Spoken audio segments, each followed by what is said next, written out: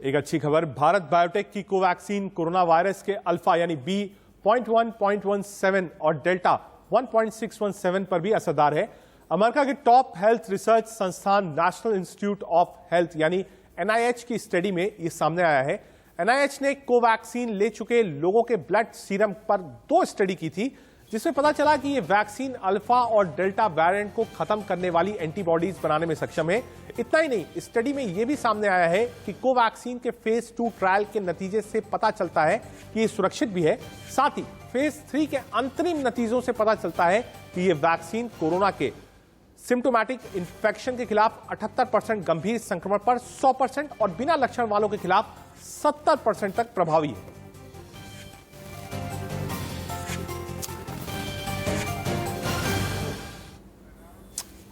महाराष्ट्र के औरंगाबाद में delta plus के मद्देनजर सख्ती बढ़ा दी गई है। प्रशासन ने लोगों से कोरोना गाइडलाइंस को फॉलो करने की सख्त हिदायत दी है। तीसरी लहर की आशंका के पीछे डेल्टा प्लस वेरिएंट को माना जा रहा है, जिसकी वजह से महाराष्ट्र में सख्ती बढ़ती जा रही है।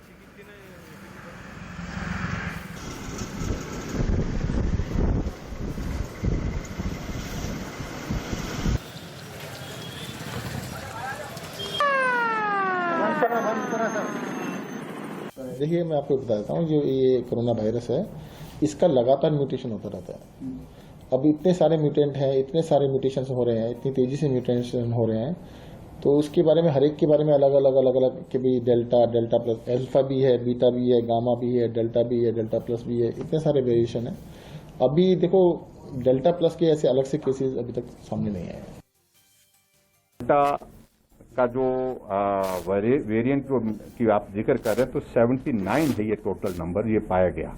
लेकिन डेल्टा प्लस कोई नहीं, डेल्टा प्लस का कोई भी अभी तक मामला डिटेक्ट नहीं हुआ। ये मैं आपकी जानकारी के लिए देना चाहता हूं। निश्चित रूप से हम तैयारियां लगातार जारी रखे हैं। हालांकि कोविड के मामले काफी कम हुए हैं हिमाचल प्रदेश में, और जो इंफ्रास्ट्रक्चर हमने क्रिएट किया है कोविड के लिए, उस इंफ्रास्ट्रक्चर को भी अभी तक हमने कायम रखा है, उसी तरह से रखा है तैयारियां, क्योंकि ये नंबर कब बढ़ जाएगा इस बात की कोई गारंटी नहीं। जांच के लिए हम लोग भुवनेश्वर भेजते हैं, लेकिन हम लोग जल्दी ही इसको हम लोग यहाँ पर भी करने के लिए आगे तैयार हैं इस पे।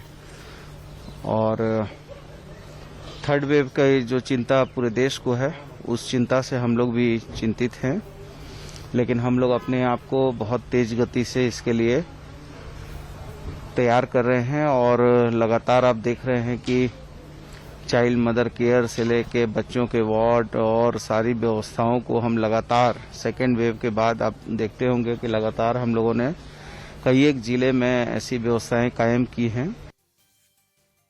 एक तरह से वायरल इन्फेक्शन ही है। अब उसमें ये रहता है कि एक तो उसका स्प्रेड ज़्यादा होता है, और दूसरा जो है उसकी जो कॉम्प्लिकेशंस जो हैं वो ज़्यादा होते हैं। तो इसके लिए जो सबसे ज़रूरी चीज़ है, और कोविड शुरू होने से ही हम लोग जिसको कह रहे हैं कि कोविड एप्रोप्रिएट बिहेवियर के हिसाब से हर समय मास्क पहन के रखें, सोशल डिस्टेंसिंग बना के रखें, और बार बार हाथ धोएं। राज्य सरकार ने लगातार अलर्ट है। ट्रेसिंग ट्रैकिंग का काम तेज हो रहा है डेल्टा प्लस का, बाकायदा रिकॉर्ड्स मेंटेन किया जा रहा है कि कहां कितने केसेस आए हैं। वापस अपने डॉक्टर्स के पैनल पर चलते हैं। डॉक्टर कौशल वर्मा एम्स दिल्ली से हमारे साथ हैं, और doctor R Ramchandani AIIMS Raipur से हमारे साथ हैं। डॉक्टर वर्मा, शुरुआत आपसे करेंगे। जो मिनिस्टर्स हैं, स्टेट्स हैं, लगातार सेंटर से टच में है। कोवैक्सीन की भी आज एक अच्छी खबर आई है, जो हमने बताया कि हाँ 78% से 80% वो कारगर है इस वेरिएंट पर। लेकिन क्या ये जो डेल्टा वेरिएंट है, जो इसके सिम्टम्स हैं, वो कोविड 1, कोविड 2 जो फेसेस थे, जो वेव्स थी, क्या वैसे ही हैं या कुछ अंतर है इन नए सिम्टम्स हैं डेल्टा के?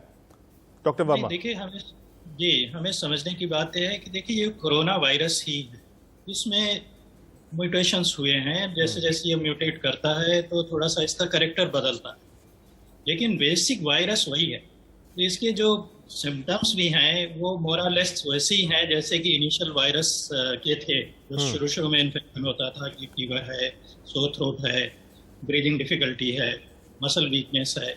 ये सारी चीज़ें इन वेरिएंट्स में भी रहेंगी, ये थोड़ा बहुत कैरेक्टर वायरस का चेंज होता है, अपने सर्वाइवल के लिए ये करता है जिससे ये आगे स्प्रेड कर सके और कम्युनिटी में बना रहे।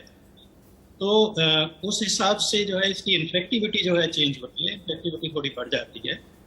लेकिन इसके बेसिक सिम्टम्स जो है ये मोरलेस वैसे ही रहते हैं जैसे पहले वाले इनिशियल वायरस के। तो इसलिए इसको पहचानने में कोई ऐसी दिक्कत नहीं है। और जैसे हमने देखा था कि कोविड इन्फेक्शन में कोई भी ऐसा ऑर्गन सिस्टम नहीं है जो अफेक्ट ना हो, हर किसी को अफेक्ट करता है। बट इसकी एंट्री जैसे हम समझते हैं कि जो रेस्पिरेटरी रूट से ये सांस के जरिए बॉडी में प्रवेश करता है, उसके अंदर जाता है, सबसे पहले ये फेफड़ों में पहुंचता है, उसके बाद में ये किसी भी ऑर्गन में जा सकता है, बॉडी के किसी भी सिस्टम में ये जा सकता है। तो उसके हिसाब से डिपेंड करता है कि ये कितना सीवियर इन्फेक्शन हुआ है, उस पर सिम्टम डिपेंड करेगा। कुछ लोगों को सिम्टम्स होते ही नहीं है और कुछ लोगों को बहुत माइल्ड सिम्टम्स होते हैं, जैसे कि सोर थ्रोट हुआ, फीवर हुआ, कफ हुआ और उसके बाद में वो ठीक हो। लेकिन कॉम्प्लिकेशंस जब होते हैं कि जैसे कि किसी को ज़्यादा सीवियर इन्फेक्शन हो गया तो उसको जीआई इन्फेक्शन हो सकता है, उसके जो है हार्ट में हो सकता है, उसको दूसरे ऑर्गन सिस्टम ब्रेन में जा सकता है या किसी भी दूसरे ऑर्गन सिस्टम ये जा सकता है। तो इसका कोई ऐसा नहीं है कि कोई स्पेसिफिक सिम्टम्स डेल्टा प्लस के हैं या डेल्टा वाई, मोरलेस एक ही जैसे सिम्टम्स। ठीक है, डॉक्टर रामचंदानी आपको भी जोड़ना चाहूंगा। डॉक्टर रामचंदानी, आप जो वैक्सीन्स हैं उस पर लेकर बहुत भ्रांतियां हैं लोगों को। लोग कह रहे हैं कि जो डेल्टा वेरिएंट है, हालांकि रिपोर्ट अभी हमने आपको दिखाई अमेरिका की, जो थर्ड वेव आएगी, लोगों की ये शंका है कि क्या अगर वायरस अपने आप को बदल रहा है, जैसा डॉक्टर वर्मा ने कहा, तो क्या जो वैक्सीन है, वैक्सीन तो सेम है, तो क्या वो उस वेरिएंट पे काम करेगी? ये एक सबसे कॉमन सवाल है आम आदमी का। डॉक्टर रामचंदानी, जैसे कि आपने अभी बताया कि अमेरिका में यूएस वालों ने बताया है कि कोवैक्सीन इसमें भी काम दे रही है। और बहुत लोग ऐसे भी सोचते हैं कि हो सकता है वैक्सीन काम हो। कई लोगों का सोचने का तो तरह तरह के तरीके होते हैं, बट हमें जो प्रेजेंट में वैक्सीन कवर करना है। दूसरी बात है, आप ऐसा नहीं है कि कुछ डाटा है कि वैक्सीन पूरा तरह से कम करने से भी उसका जो सिवियरिटी को रिड्यूस करेगी।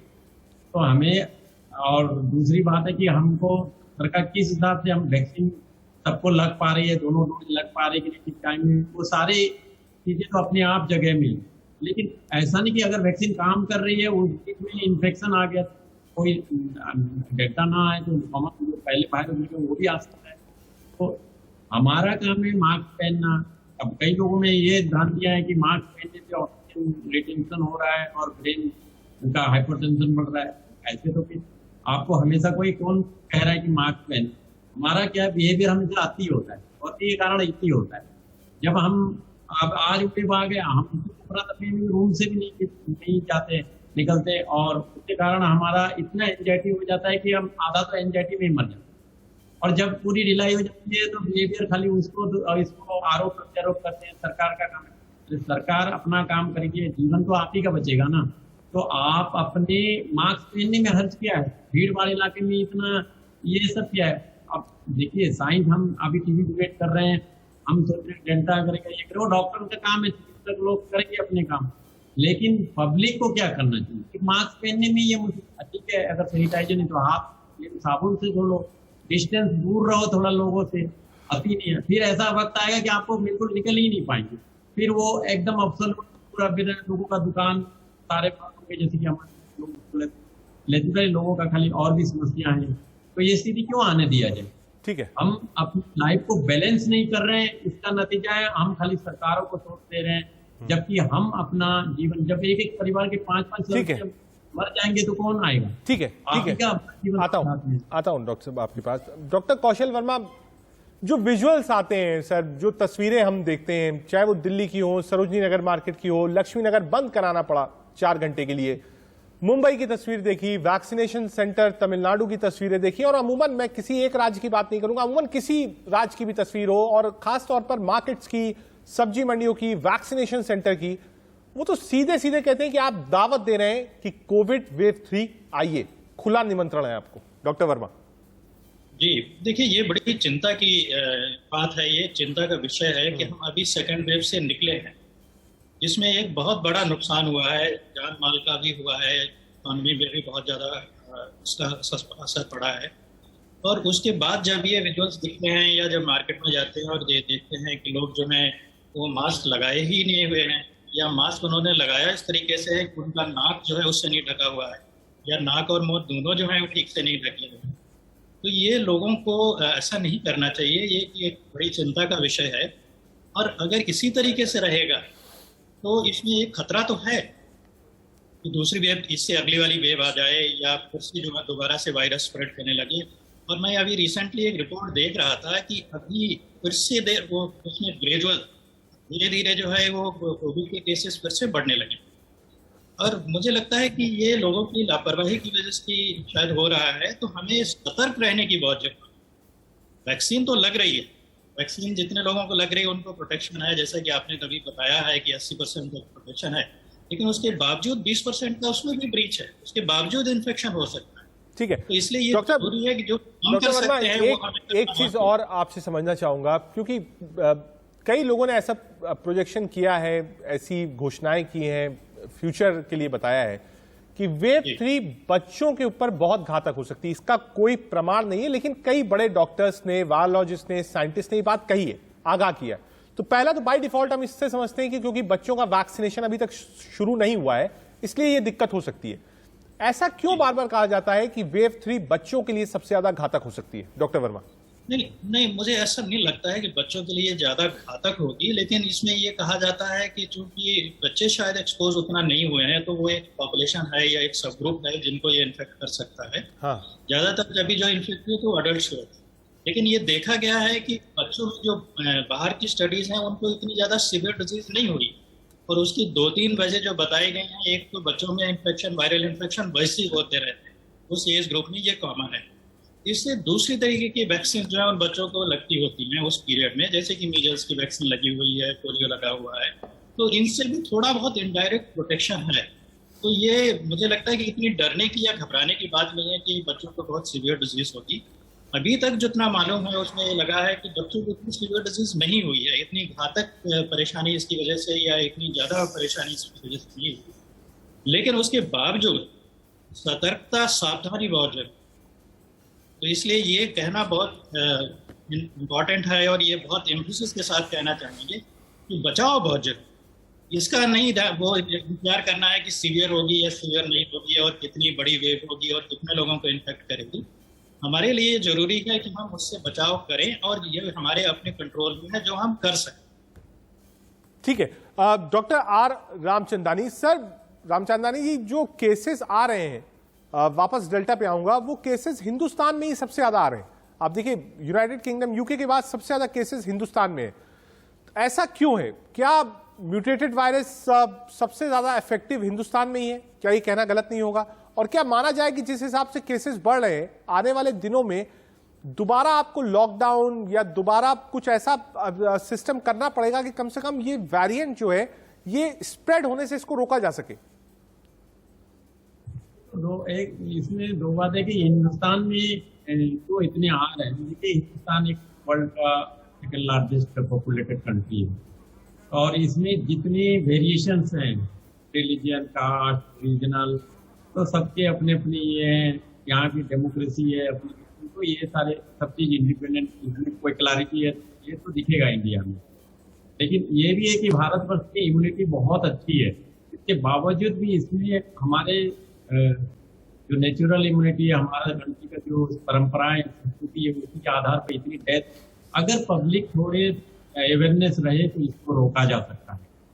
दूसरी बात है लॉकडाउन की, तो आप लॉकडाउन एक कितना दिन तक कर सकेंगे? एक्चुअली लोगों का खाली ऐसा नहीं है कि यमराज खाली इन्हीं के लिए बैठे हैं कि कोरोना से डेथ हो और कोई बहुत भुखमरी समस्या लोगों का ये चीज है। तो ऐसी स्थिति क्यों आनी पड़ी? जब आप किसी भीड़ भाड़ में मास्क पहनिए, अगर जरूरी नहीं है घर में अकेले रह रहे हैं या फैमिली में सिर्फ मास्क पहनने की जरूरत है, क्योंकि आगे से थोड़ा सा डर कम है। हम ना आजकल रिलीज फेनोमेनन हो रहे हैं, जैसे सेकेंड हुआ इतना डर के लोग बड़े लोग हर लोग बैंड नहीं मिला, ऐसी क्राइसिस आई। फिर अभी जैसे ढीला होगा तो कोई जैसे फिर 2-4 ऐसी वही बाजेगी, फिर लोग डर जाएंगे। ठीक है, सतर्क रहना पड़ेगा, मानना पड़ेगा और हमको सेल्फ रेगुलेशन सीखना पड़ेगा कि हमको कोविड से कैसे लड़ना है। डॉक्टर वर्मा, एक बार वापस कोवैक्सीन पर आते हैं। अमेरिका की स्टडी कम से कम ये बताती है कि भारत में जो वैक्सीन बनी है वो इस वेरिएंट पे भी असरदार है और लगभग 78 to 80% असरदार है। बड़ी कामयाबी हिंदुस्तान में डॉक्टर्स की और साइंटिस्ट की। डॉक्टर वर्मा जी, नहीं देखिए, जो कोवैक्सीन है ना उसमें होल वेरिएंट यूज हुआ है, इनएक्टिवेटेड है, तो इसलिए ये हम शुरू से मानते रहे हैं कि इसमें जो एंटीबॉडी का जो इफेक्ट है वो म्यूटेशंस के अगेंस्ट रहेगा। और मेरा ये मानना है कि आगे आने वाले म्यूटेशंस के भी इससे प्रोटेक्शन रहेगा। अब कितना रहेगा ये इस स्टेज में कहना मुश्किल है, लेकिन कुछ ना कुछ प्रोटेक्शन इससे जरूर रहेगा। और इसके अलावा कोवैक्सीन से ये दूसरी वैक्सीन से भी जब ये वैक्सीन लगती है तो उसके बाद में जो एंटीबॉडीज हैं वो सिर्फ एंटीबॉडीज एक ही तरीके के नहीं है, वो अलग तरीके के एंटीबॉडीज में। और उसके अलावा जो हम बोलते हैं कि टी सेल रिस्पॉन्स या टी सेल इंड्यूस इम्यूनिटी जो है वो भी एक्टिवेट होती है। तो इसलिए हमें ये समझना चाहिए और हमें इस पे भरोसा रखना चाहिए कि वैक्सीन लगने के बाद में प्रोटेक्शन रहेगा। कितना प्रोटेक्शन रहेगा ये अभी इस स्टेज में कहना मुश्किल है, लेकिन रहेगा जब। और एक कोवैक्सीन के बाद में जो ये स्टडी आई हुई है जिसमें ये कंफर्म हुआ है कि उसमें एक सिग्निफिकेंट लेवल का प्रोटेक्शन है, तो ये तो अच्छी बात है। ये बहुत इनकरेजिंग बात है कि कोवैक्सीन का इफेक्ट जो है वो वेरिएंट्स पे है और वेरिएंट्स के अगेंस्ट प्रोटेक्शन है इस वैक्सीन से। ठीक है। डॉक्टर रामचंदानी, एक कंफ्यूजन भी है क्योंकि अभी आपने देखा कल सिप्ला को कहा गया है कि भाई आप मॉडर्ना इंपोर्ट कर सकते हैं, इस हफ्ते से स्पुतनिक भी मिल जाएगी। 4 ऑप्शंस होंगे अगस्त से माना जा रहा है, स्पुतनिक, मॉडर्ना, कोवैक्सीन, कोविशील्ड। अब लोगों में यह भी है कि जो सेकेंड डोज लगवा चुके हैं वो कहते हैं साहब अब हम मॉडर्ना लगवाना चाहते हैं, या जिन्होंने फर्स्ट डोज लगाई है वो पूछते हैं क्या स्पुतनिक अगले हफ्ते आ रही है, क्या हम स्पुतनिक लगवा सकते हैं। इस पर अभी तक कोई स्टडी आई नहीं। हालांकि ऑक्सफोर्ड की एक स्टडी थी जो मुझे याद है जिसमें ये बात साफ थी कि अगर आप दूसरी वैक्सीन भी लगवा लेते हैं तो वो असरदार है, कोई दिक्कत नहीं। हालांकि अब तक कोई अप्रूवल हिंदुस्तान में नहीं आया है। इस पर क्या कहेंगे, क्योंकि लोग बहुत पूछते हैं कि आप क्या सेकेंड वैक्सीन हम मॉडर्ना का वेट कर लें, स्पुतनिक का वेट कर लें, कोवैक्सीन नहीं है तो क्या कोविशील्ड लगवा लें, तो क्या 2 वैक्सीन ली जा सकती हैं? डॉक्टर रामचंदानी देखिए, वैसे तो मैं खुद माइक्रोबायोलॉजिस्ट नहीं हूँ, लेकिन जितना हमारा डिस्कशन होता है बहुत सारे में बड़े मेरे फ्रेंड तक हमारे माइक्रोबायोलॉजिस्ट होता है। एक्चुअली वैक्सीनेशन में आइडियली तो प्रॉब्लम नहीं होना चाहिए दूसरे, लेकिन गवर्नमेंट ऑफ इंडिया का गाइडलाइंस है। और एक है कि कुछ वैक्सीन का अगर सेम चीज से बना, जैसे कोवैक्सीन होल वायरस से बना है, तो वो सेम टाइप का लेने में ज्यादा अच्छा रहेगा, लेकिन वैसा कोई स्पेसिफिक गाइडलाइन तो नहीं बनी। और दूसरी बात है, आप दूसरे के वेट करने की जो एक डोज का इंटरवल होता है, साइंटिफिक रोल रहता है कि आप कितने इंटरवल में एक वैक्सीन के बाद एक मैक्सिमम मिनिमम लिमिट रहती है। अगर उस बीच में नहीं ले रहे हैं तो उसका इफेक्टिवनेस के फर्स्ट डोज का बेकार हो जाएगा। तो इसलिए कि वो वैक्सीन आएगी वो बेटर है। ऐसे तो डेली नया नया रिसर्च आएगा, नया नया वैक्सीन आएंगे, तो आप उसी चक्कर में हो सकते हैं तो एक तरफ बोलेंगे कि आप बहुत अच्छा खाना खाओ और अभी बोलेंगे कुछ नहीं खाओ, तो ये फिर सोच गलत है। आएगा तो तब फिर माने नया नया डेवलपमेंट, नए नए गवर्नमेंट अगर एक देश का एक सरकार एक डिसाइड करती है तो कुछ सोच समझ के डिसाइड करती है। तो इसलिए गवर्नमेंट गाइडलाइंस जिसको दिए वो व्यक्ति, तो इस चीज को लोगों को मानना चाहिए। अगर गवर्नमेंट का ऑर्डर आएगा तो फिर तो वैसे ही पालन करना चाहिए। ठीक है। अब डॉक्टर वर्मा, आपके कमेंट्स, क्योंकि लोगों की जिज्ञासा है कि भाई 2 डोज हो चुकी है क्या, क्योंकि एफिकेसी रेट लोग कहते हैं कि मॉडर्ना और स्पुतनिक का कोवैक्सीन और कोविशील्ड से ज्यादा है। मैं मतलब अभी तक कोई ऐसा हिंदुस्तान में डाटा नहीं है, लेकिन लोग कहते हैं कि एफिकेसी रेट मॉडर्ना और स्पुतनिक का ज्यादा है कोवैक्सीन और कोविशील्ड से। लोग कहते हैं कि क्या अगर सेकेंड डोज के 6 महीने हो जाएंगे, 4 महीने हो जाएंगे, तो क्या हम नई वैक्सीन ले सकते हैं? पहला। दूसरा, उसी चीज को आपसे भी समझना चाहूंगा कि अगर एक वैक्सीन की कोई डोज ली है तो क्या दूसरी डोज ली जा सके, ऐसा कुछ प्रमाण है? क्योंकि अब तक गाइडलाइंस ऐसी कोई नहीं आई है और लोग अब चाहते हैं कि जो बाहर की वैक्सीन आ रही है उसका एफिकेसी रेट ज्यादा है तो उसका भी इस्तेमाल हो। डॉक्टर वर्मा जी, मैं स्टडीज जो अभी तक अवेलेबल है उसमें ये देखा गया है कि जो मॉडर्ना की वैक्सीन है या फाइजर वाली जो है उसकी एफिकेसी 96% के करीब है और कोवैक्सीन की करीब 80%। तो थोड़ा सा फर्क है। तो हो सकता है कि अभी कोवैक्सीन का उतना डाटा नहीं है हमारे पास अवेलेबल, कि जब बड़ा डाटा हो जाता है तो उसका जो है ऑथेंटिसिटी थोड़ा बढ़ जाता है। हो सकता है कि डाटा में थोड़ा चेंज भी आ जाए। हो सकता है कोवैक्सीन भी इससे ज़्यादा इफेक्टिव हो जितना अभी हमें पता है। क्योंकि फेज 3 ट्रायल के पूरा डाटा जो है अभी हमारे सामने नहीं आया है, अभी पूरा जो है पब्लिक डोमेन में नहीं है, तो ये कहना भी अभी मुश्किल होगा कि ज़्यादा इन्फीरियर है। लेकिन अभी तक ये लगता है कि शायद उनकी सुपीरियरिटी है थोड़ी सी। तो एक तो ये बात है, तो इसलिए, लेकिन ये चिंता की बात नहीं है कि अगर ये थोड़ी सी कम इफेक्टिव है तो मुझे यही उसी का वेट करना है, और उस वेट करने के पीरियड में अगर आपको कोविड हो गया तो वो बहुत बड़ा खतरा है। तो जो भी वैक्सीन अवेलेबल है, जो भी मिल रही है, तो जिसकी भी एक्सेस है, वो वैक्सीन लोगों को लगवानी चाहिए और वो लगवा लें। दूसरी बात यह है कि एक डोज एक वैक्सीन की लगी, उसके बाद दूसरी डोज दूसरी वैक्सीन की लगा सकते हैं। देखिए थ्योरेटिकली तो ये है, लेकिन स्टडीज अभी उसमें नहीं है, उसका डाटा बहुत लिमिटेड है। और ये कहना है कि पहली डोज एक वैक्सीन की लगी है, दूसरी डोज दूसरी वैक्सीन की लगी, लगवा लें। हालांकि ये देखा गया कि 2 डोज एक वैक्सीन लगाने के बाद में दूसरी जो लोगों ने बूस्टर डोज लगाई है, उससे इम्यूनिटी थोड़ी बढ़ गई है, इम्यून रिस्पांस स्ट्रांग हुआ है, बट वो जो है जनरल रिकमेंडेशन नहीं कर सकती। ठीक है, एज ऑफ ठीक है, उसको ये नहीं कह सकती आपने 2 डोज लगवा ली है तो तीसरा आप मडाला लगवा लीजिए, या तीसरा आप फाइजर लगवा लीजिए, या स्पुतनिक लगवा लीजिए। I think that is not ठीक है। Because we have limited supply of vaccine to limited reach people, कि ज्यादा से ज्यादा लोगों के पास ये वैक्सीन पहुंच सके। तो इसलिए, और उसमें जल्दबाजी करने की भी जरूरत नहीं। ठीक है। 10% का 5% का इफेक्ट ज्यादा है, तो उसके लिए हमें ये नहीं करना है कि ठीक है, हमें बड़ी दूसरी बात वैक्सीन- डॉक्टर साहब आपने यही बताई कि हो सकता है कि कोवैक्सीन जो हमारी वैक्सीन है, अब जब एक बिगर डाटा आए तो हो सकता है कि उसकी एफिकेसी रेट भी ज्यादा हो। डॉक्टर कौशल वर्मा, आप दिल्ली एम्स से हमारे साथ जुड़े, साथ ही साथ doctor R Ramchandani AIIMS Raipur से थे। आपका दोनों का बहुत बहुत शुक्रिया।